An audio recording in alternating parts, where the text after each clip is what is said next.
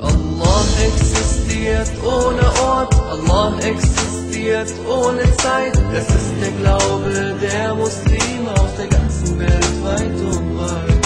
Allah existiert ohne Ort, Allah existiert ohne Zeit. Das ist der Glaube der Muslime auf der ganzen Welt, weit und breit. Allah existiert ohne Ort, Allah existiert ohne Zeit. Das ist der Glaube der Muslime auf der ganzen Welt, weit und breit. Allah existiert ohne Ort, Allah existiert ohne Zeit. Das ist der Glaube der Muslime auf der ganzen Welt, weit und breit.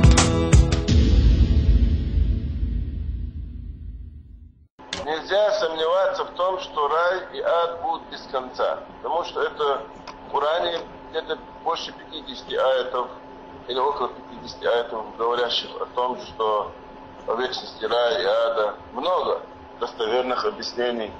وقد قال ابن تيمية بفناء النار بعد أن ذكر في كتابه منهاج السنة النبوية أن المسلمين اتفقوا على بقاء الجنة والنار، وأن الجهم بن صفوان خالف في ذلك فقال بفنائهما فكفره المسلمون فحكمه حكم جهم فكلاهما كافر.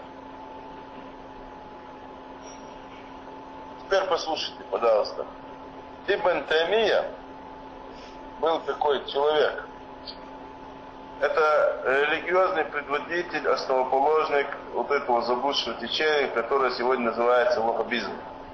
Сам Ибн Таймия не знал, что потом до нашего времени будут заблудшие люди, которых называть будут ваххабистами, которые будут передавать его заблуждения. Он не знал, он умер. Значит, Ибн Таймия, он сказал в своей книге, запомните, у него есть книга «Минхаджу суннату набавия». В этой книге сам Ибн Таймия что пишет? Он написал, что мусульмане единогласно подтвердили, что рай и ад будут вечно без конца. Смотрите его слова.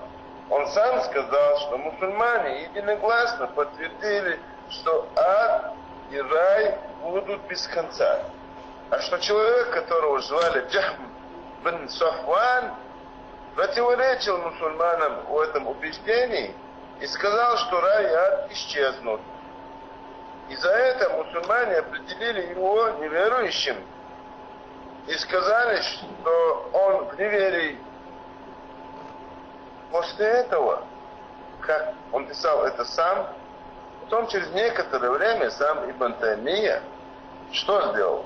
Он написал какую-то другую книгу, в которой уже через некоторое время сам начал говорить, что что ад исчезнет. И Джахм бин Сафван и Ибн Таймия, оба они неверующие, кафиры, потому что они говорят, что ад исчезнет. А мусульманин должен верить, что Аллах создал ад для того, чтобы наказать мучениями в этом аду тех, которые не уверовали в религию, которую Аллах не спаслал. И ад, он не исчезнет.